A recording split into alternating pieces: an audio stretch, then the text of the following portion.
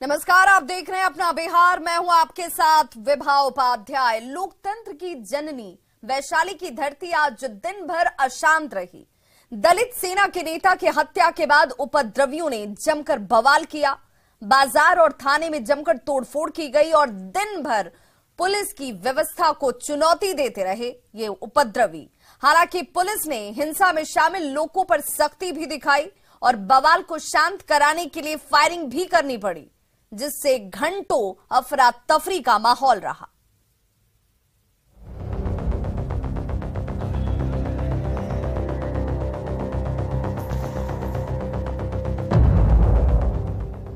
वैशाली का लालगंज इलाका आक्रोश की आग की भेंट चढ़ गया। शुक्रवार को पूरे दिन लोगों का हंगामा, आगजनी और तोड़फोड़ की ऐसी ही तस्वीरें सामने आती रही। दरअसल दलित सेना के नेता राकेश पासवान की हत्या के बाद लोगों का आक्रोश भड़क उठा। लालगंज में समर्थकों ने जमकर बवाल काटा।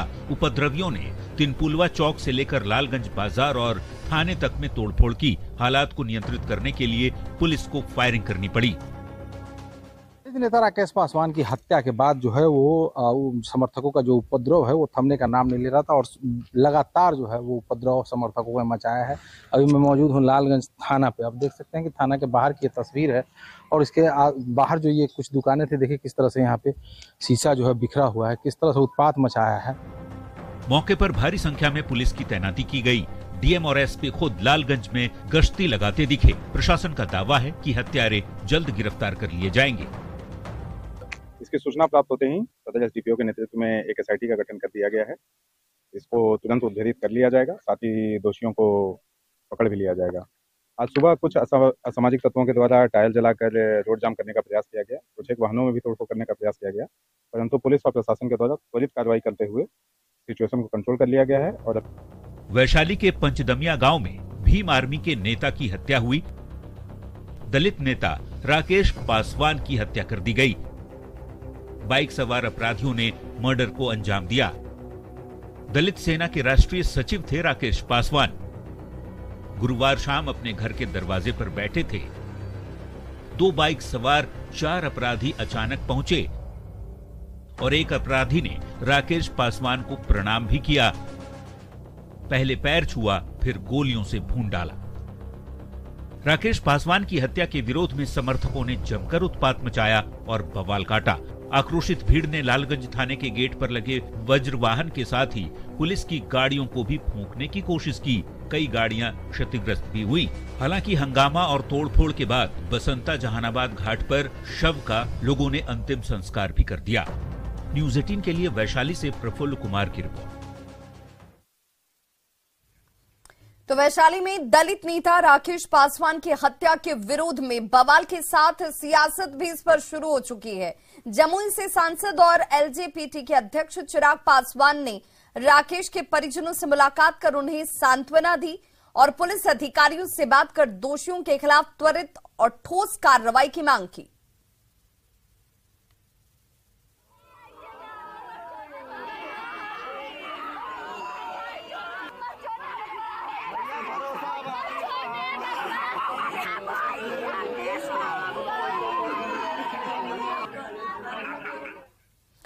तो वैशाली के लालगंज में दलित नेता राकेश पासवान के अंतिम संस्कार में हजारों की भीड़ उमड़ी। राकेश पासवान के अंतिम संस्कार में केंद्रीय खाद्य प्रसंस्करण मंत्री पशुपति कुमार पारस भी शामिल हुए और दिवंगत राकेश पासवान को श्रद्धांजलि दी। राकेश पासवान को श्रद्धांजलि देने के बाद पशुपति पारस ने कहा कि उनके बड़े भाई मुकेश पासवान पर भी गोली चलाई गई है और ऐसे में प्रशासन से उन्होंने मुकेश के पूरे परिवार को सुरक्षा देने की मांग की है।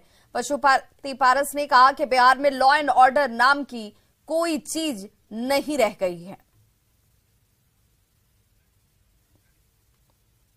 तो वैशाली में बवाल के बाद अब बात राजनीतिक हलचल की। नीतीश कुमार ने एक बार फिर कहा है कि वे प्रधानमंत्री बनना नहीं चाहते। उन्होंने तो विपक्षी पार्टियों को एकजुट करने का दायित्व लिया हुआ है। दिल्ली दौरे से पटना लौटे नीतीश आज पहली बार पार्टी दफ्तर में आयोजित कार्यक्रम में पहुंचे, जहां बिहार में दलित वोट बैंक को साधने के लिए जदयू की ओर से बाबा साहेब भीमराव अंबेडकर की जयंती पर एक बड़ा कार्यक्रम आयोजित किया गया था।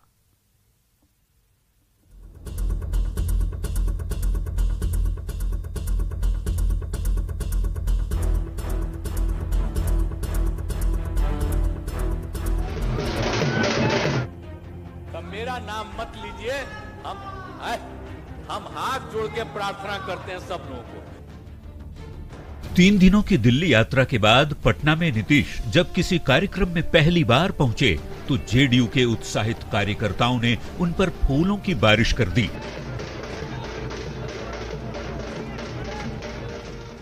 तस्वीरें पटना के जेडीयू दफ्तर की है, जहां पहुंचे मुख्यमंत्री की गाड़ी पर गुलाब की पंखड़ियों की बारिश की गई। बेहद उत्साहित कार्यकर्ता नारे लगाने लगे, देश का पीएम कैसा हो, नीतीश कुमार जैसा हो।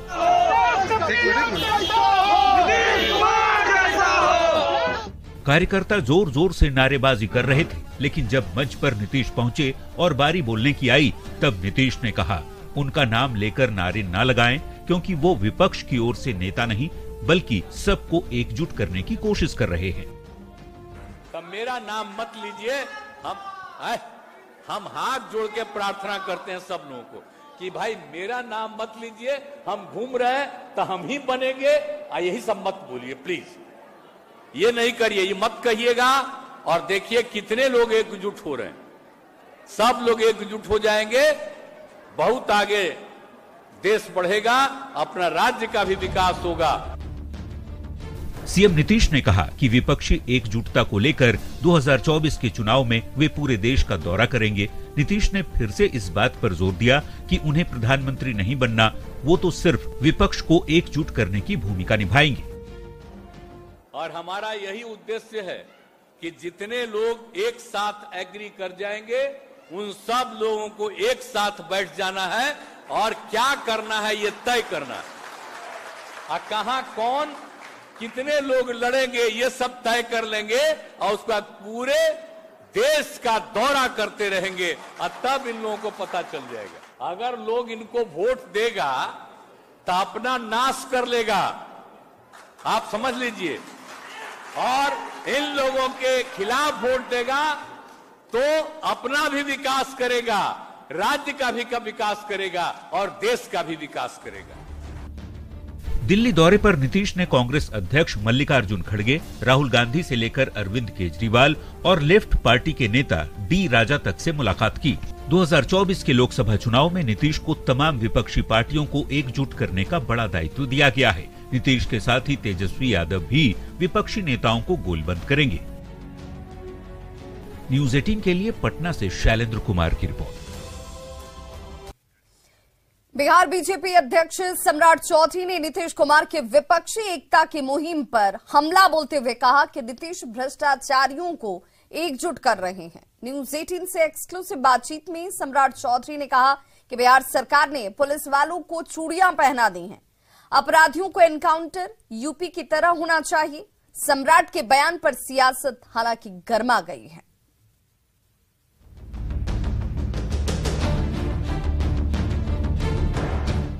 नीतीश कुमार के खिलाफ बिहार बीजेपी अध्यक्ष सम्राट चौधरी ने बड़ा हमला बोला है। न्यूज 18 बिहार के इनपुट एडिटर ब्रजमोहन सिंह से खास बातचीत में सम्राट चौधरी ने तंज कसते हुए कहा कि नीतीश बाबू विपक्ष को एकजुट नहीं कर रहे बल्कि भ्रष्टाचारियों को एकजुट कर रहे हैं। नीतीश कभी प्रधानमंत्री नहीं बन सकते। जो लोग जेल पहुंचाए लालू प्रसाद जी को और भ्रष्टाचार के प्रतीक यदि कोई बिहार या देश में है तो आदरणीय लालू प्रसाद जी हैं, जिनको पंजीकृत अपराधी कहने वाला कोई पार्टी था तो वो जनता दल यूनाइटेड था। सम्राट चौधरी यहीं नहीं रुके, बिहार की बिगड़ती कानून व्यवस्था पर कह दिया कि सरकार ने बिहार पुलिस को चूड़ियां पहना दी है। अपराधियों से निपटने में पुलिस को यूपी की तरह फ्री हैंड देकर क्रिमिनल्स का एनकाउंटर किया जाना चाहिए। अब एक समय आ गया बिहार की महिलाओं की सुरक्षा के लिए, बिहार के बच्चों की सुरक्षा के लिए, बिहार के जो आर्थिक रूप से समृद्ध लोग हैं उनकी सुरक्षा के लिए एकदम पुलिस को फ्री हैंड देना चाहिए। पुलिस को कार्रवाई करने का अधिकार होना चाहिए। जरूरत पड़े, यदि पुलिस या कार्रवाई की जरूरत पड़े तो इनकाउंटर्स भी पुलिस को करने चाहिए। पैदा होता है। क्या पुलिस के हाथ बंधे हुए लगते हैं? एकदम 200% पिट के आती है। एकदम नीतीश कुमार जी ने सारे पुलिस वाले के हाथों में चूड़ी पहना दिया है। बीजेपी के प्रदेश अध्यक्ष सम्राट चौधरी के नीतीश पर दिए बयानों पर सियासत तेज हो गई है। आरजेडी, जेडीयू और कांग्रेस ने बीजेपी पर नफरत की सियासत करने का आरोप लगाया है। वो कुछ कम बोले और अपना जो ठीक है, उनको तो अपने आका को खुश करने के लिए नीतीश बाबू ही अभी सबसे अच्छे हैं। उनके खिलाफ में जितना बोलेंगे वो उनका आका प्रसन्न होंगे। भारतीय जनता पार्टी बेचैनी में, सभी पार्टियों का जो एका हुआ है, इससे परेशानी भाजपा को बहुत बड़ी है। बिहार के भाजपा का नेता जो हमारे यहाँ से गए हैं ट्रेनिंग लेकर के, अब वो जात पर आ गए, लवकुश की बात कर रहे हैं। यहाँ लाभ भी है, सुख भी है महागठबंधन में। हम A to Z की बात करते हैं, टुकड़े टुकड़े गैंग भाजपा को ही मुबारक को हो। अब नए अध्यक्ष बने हैं सम्राट चौधरी जी, तो भ्रम की अवस्था में जी रहे हैं, उनको भ्रम में जीने दीजिए। लेकिन सच्चाई यह है कि ये भाजपा किसी की नहीं है, तो सम्राट चौधरी की भी नहीं होगी, लौ कुश की भी नहीं होगी। जाहिर तौर पर नीतीश पर निशाना साधकर बीजेपी प्रदेश अध्यक्ष सम्राट चौधरी ने बिहार की खौलती सियासी कड़ाही में बयानों का छौंका जरूर दे दिया है। न्यूज़ 18 के लिए पटना से शैलेंद्र कुमार की रिपोर्ट। तो बिहार में शिक्षक नियुक्ति की नई नियमावली का अभ्यर्थी और नियोजित शिक्षक विरोध कर रहे हैं, जिसे लेकर सीएम नीतीश कुमार ने बड़ा ऐलान कर दिया। नीतीश कुमार ने साफ कह दिया है कि जो शिक्षक पहले से पढ़ा रहे हैं उनकी आमदनी बढ़ाई जाएगी और आगे जो बहाली होगी वो सरकारी होगी। वहीं नीतीश कुमार ने शिक्षकों से भी खूब मन लगाकर पढ़ाने की अपील की। शुरू में ही हम दे दिए, अब उसमें बहुत लोग पढ़ाता नहीं है। हम सोच रहे हैं कि नहीं भाई पढ़ाओ। अब हमने तय कर दिया, हम सब लोगों ने मिल करके, 7 पार्टी एक साथ हैं, मिल करके हम लोगों ने तय कर दिया कि अब आगे जो बहाली करेंगे फिर सरकारी बहाली कर देंगे। अब आपको मालूम है बहुत ज्यादा, 2 लाख से भी बहुत ज्यादा बहाली होने वाली है। इसी साल सब करने वाले हैं। आज जितने लोग पहले से हैं उनको भी हम रहने देंगे, न रहने देंगे, उनकी भी आमदनी बढ़ाएंगे और कहेंगे कि भाई आप खूब पढ़ाइए। और उसके अलावे जितने लोग आएंगे वो तो और सरकारी सेवा में होंगे, पहले वाले का सरकारी सेवा नहीं। पंचायत और नगर निकाय दे रहे हैं पैसा, हम लोग उसमें खत्म नहीं करेंगे, उन सब लोगों को देंगे। लेकिन नई बहाली होगी, इसलिए जो बोल रहे हैं बहुत बड़ी बहाली होने वाली है और बहुत जल्दी शुरू होने वाला है। तो शिक्षक नियोजन की नई संरचना पर शिक्षा मंत्री का बड़ा बयान सामने आया। उन्होंने कहा कि यह संरचना बिहार को उचित शिक्षा देने के लिए लाया गया है, इसमें खोट निकालना उचित नहीं है।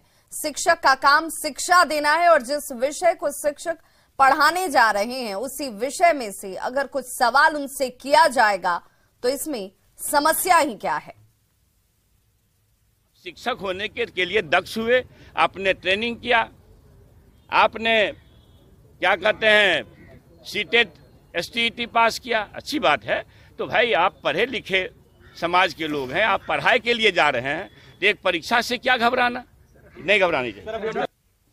तो नई शिक्षक नियमावली के विरोध में अब STET अभ्यर्थियों ने भी गर्दनी बाग में आंदोलन शुरू कर दिया है और अपनी मांगे पूरी नहीं होने तक आंदोलन को जारी रखने की चेतावनी दी गई है। इस दौरान अभ्यर्थियों ने नई नियमावली की प्रति को जलाया और सरकार के विरोध में जमकर नारेबाजी की। सभी अभ्यर्थी एक ही मांग पर टिके हुए हैं कि छठे चरण की तर्ज पर ही 7वें फेज में भी इन अभ्यर्थियों को बहाल किया जाए और उसके बाद BPSC से परीक्षा ली जाए। कि आप इसके बारे में प्रश्न पूछ रहे थे कि कैसे स्टेट 19 अभ्यर्थी घायल हो गया। देखिए ऐसा बिहार सरकार ने ऐसा तीर चलाया, नहीं ऐसा तीर चलाया कि पूरा दिल जो है स्टेट 19 अभ्यर्थी एकदम घायल हो गए। समझिए कि स्टेट 19 अभ्यर्थियों की 80,402 की हत्या हो गई।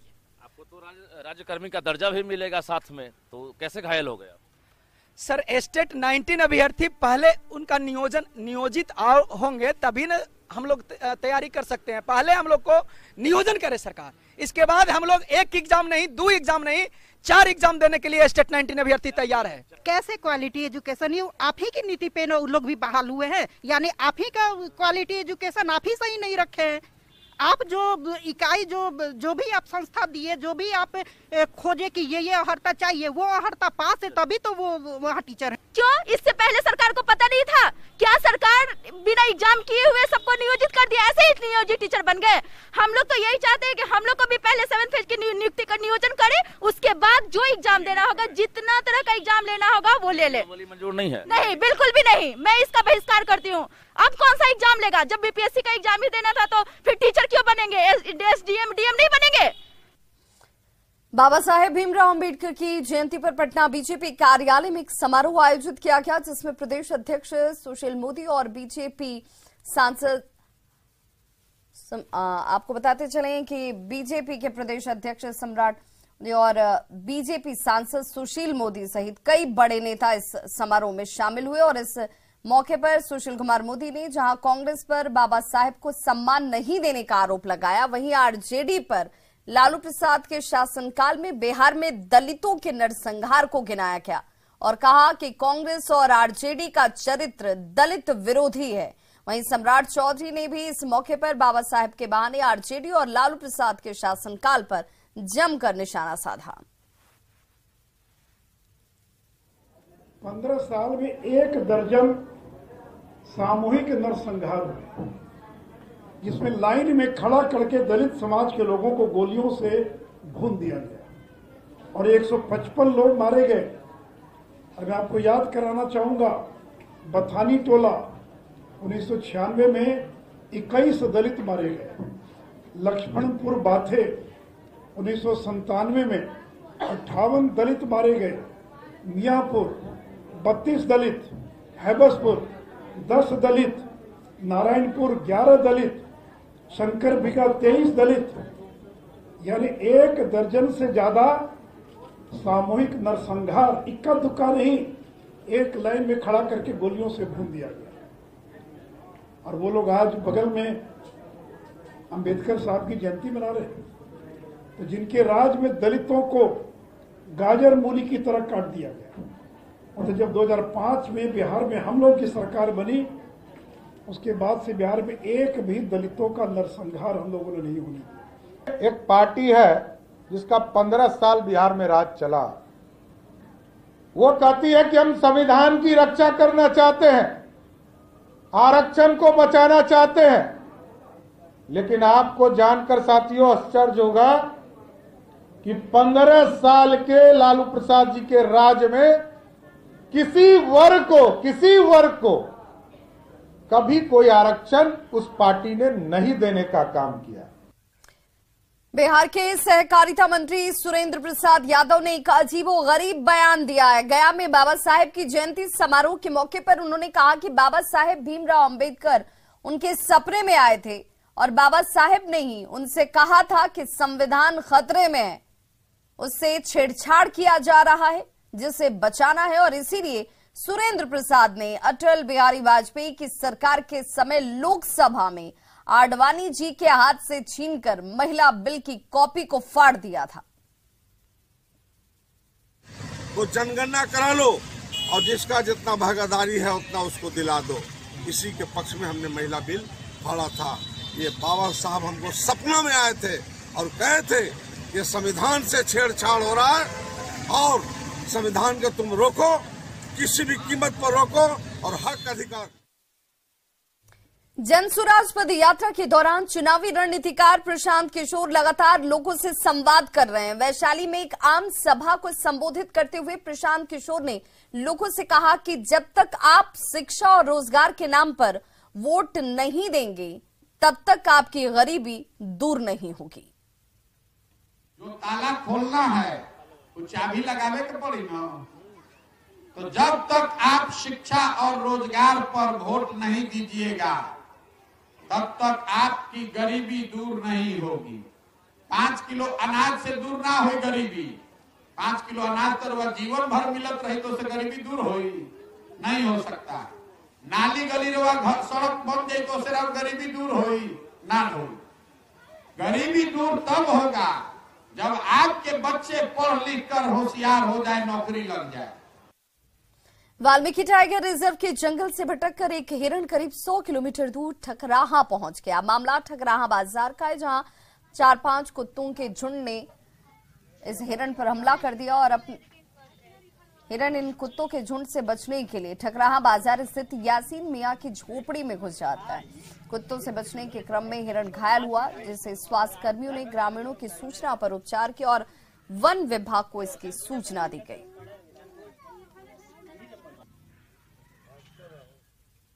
तो इस बुलेटिन में बस इतना ही, लेकिन न्यूज़ 18 बिहार झारखंड पर खबरों का सिलसिला लगातार जारी है।